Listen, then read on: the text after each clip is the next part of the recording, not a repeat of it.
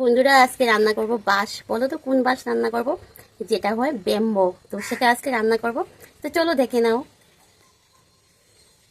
দেখছো এই যে এটা, তো এটা আমি কেটে টেটে ফ্রিজে রেখেছিলাম। তো এখন ফ্রিজের থেকে বের করে নিয়ে এসেছি। তো এখন এটা কাটবো, তারপরে এটা রান্না করব। ব্যাম্বো, আজকে ব্যাম্বো রান্না করব। বন্ধুরা দেখো কি নিয়ে এসেছি আজকে রান্না করতে। আজকে রান্না করব, বলো তো এটা কি? বাঁশ। বাঁশ রান্না করব। তো তোমাদেরকে আগে দেখিয়েছি বাঁশটা কেটে আমি কাটছি আর কি, সেটা আজকে রান্না করব। তো এখন আমি কাটা শেষ করে ধুয়ে টুয়ে নিয়ে এসেছি। তো ওইদিকে কড়াই বসিয়ে দিয়েছি আর কড়াইয়ের মধ্যে তেলও দিয়ে দিয়েছি। তো বাঁশের মধ্যে সবাই প্রথমে আমি এতটুকু লবণ দিয়ে বাঁশটা খুব ভালো করে হাত দিয়ে চেটকিয়ে চেটকিয়ে মাখবো আর কি। খুব ভালো করে মাখবো এটাকে।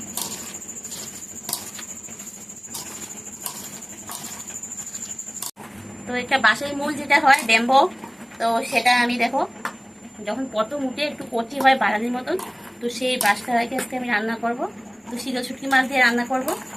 তো আমি লবণ দিয়ে খুব ভালো করে কিছুক্ষণ চেটকিয়ে নিয়েছি, দেখেছো? এরকম এখন চেটকিয়ে নিয়েছি, আর এরকম করলে জল বাইরে হয়।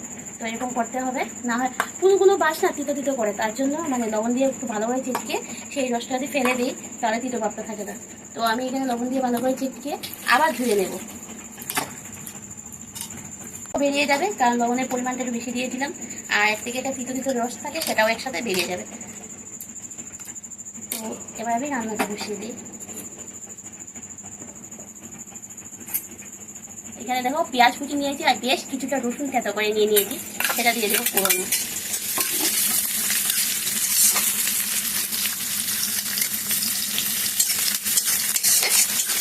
তো রসুন আর পেঁয়াজগুলো আমি একটু লাল লাল করে ভেজে নেব। এখানে আছে লঙ্কার গুঁড়া, আর আমি এখানে পরিমাণ মতো হলুদের গুঁড়া দিয়ে দেবো। তো লঙ্কা আর হলুদ লাগবে এই রান্না করাতে। চালটা যে যেরকম খাবে পরিমাণ মতো সেই অনুযায়ী দেবে। তো আমার লাড্ডু গোপাল এই বাঁশটা খেতে ভালোবাসে, তার জন্য আমি লঙ্কাটাতে ঝালটা একটু কম দিলাম।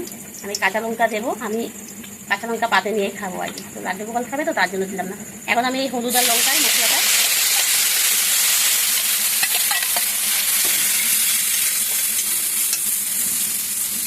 সাথে গিয়ে দেখো জল শুটকি মাছ আমি ধুয়ে জলের মধ্যে ভিজিয়ে রেখেছিলাম, তো সেটাও দিয়ে দিলাম। এবার একটু হালকা জিনিস হয়, নরম, একদম গলে যাবে। চিতল শুটকি মাছ না বন্ধুরা, এটা মুখের টেস্টটা আর কি। তো এটা মুখে নিয়ে মানে চিবিয়ে চিবিয়ে খাওয়ার কোনো জিনিস না, এটা জাস্ট গন্ধটায় রান্নাটা হয় আর কি। আর সেন্টটা খুব ভালো, আর এটার খাওয়ার টেস্টটা হলো সেন্টটাই সব কিছু মানে গা দিয়ে রাঁধতে সাথে সাথে দিতে যায়। দেখো খুব সুন্দর করে গলে গেছে, দেখেছো? তো আমি এবার মশলাটা বেশ পুরাবো না, না হয় মশলাটা পুড়ে যাবে। অল্প এই প্লেটটা দিয়ে জলটা দিয়ে দিলাম, আর আগুনটা পুরো আমার হাইয়ে আছে। আর দেখো শুধু শুটকি মাছ গলে যাচ্ছে, তো পাখিটাও গলে যাবে। এখন আমি এর মধ্যে এই যে এইগুলো চিপে চিপে চিপে চিপে দিয়ে দেবো বাঁশের কোড়লগুলো। তো আমি ছোটো থেকে এটা বাঁশের কোড়ির নামে চিনি, কে কী নামে চিনো, কে কোন জায়গায় কী নামে এটা জানি না। তো যে যেখান থেকে ভিডিও দেখছো কমেন্টে আমায় বলবে কে কী নামে চিনো। তো আমি এটা একটু চিপে চিপে দিয়ে দিলাম।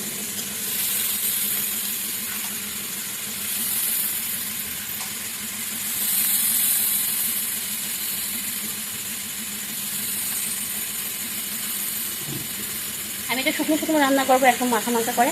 তো সেই পরিমাণ বুঝে লবণ দিলাম, বেশি লবণ দেবো না, আগে লবণ দিয়ে মেখে রেখেছিলাম।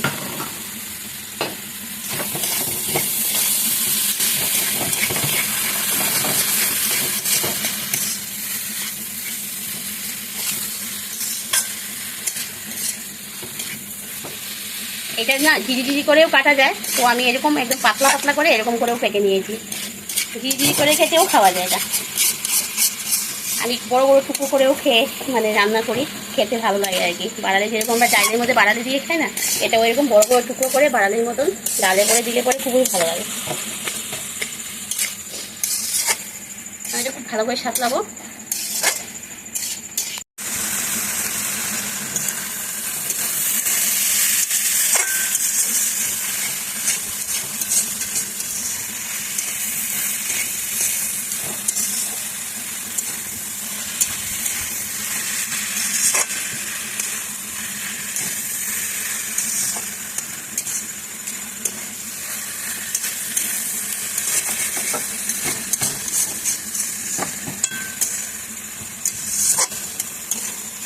দেখো আমি খুব সুন্দর করে সাঁতরিয়ে নিয়েছি।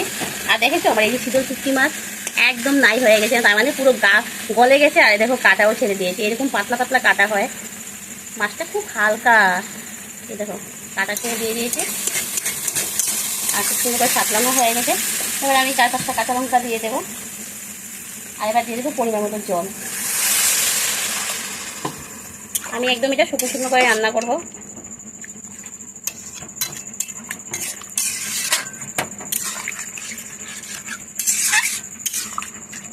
এরকম এরকম নামিয়ে খেতেও ভালো লাগে, তো আজকে আমি শুকনো শুকনো করে করবো।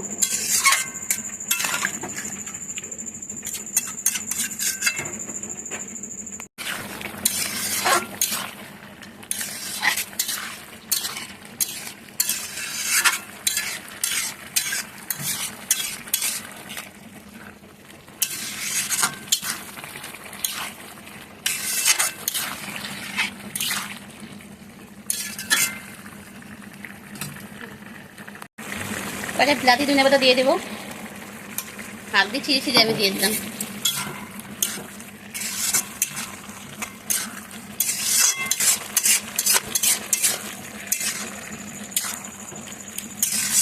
তো এটা আরো শুকনো শুকনো হবে, শুকনো শুকনো করবো। এই দেখো এটা সিদ্ধ হয়ে গেছে। বাঁশ জাতীয় জিনিস তো তো একদম তো আর মোমের মতো নরম হবে না, এটা এরকমই থাকবে, বাড়ালি যেরকম থাকে তো সেম বাড়ালির মতনই থাকবে এরকম।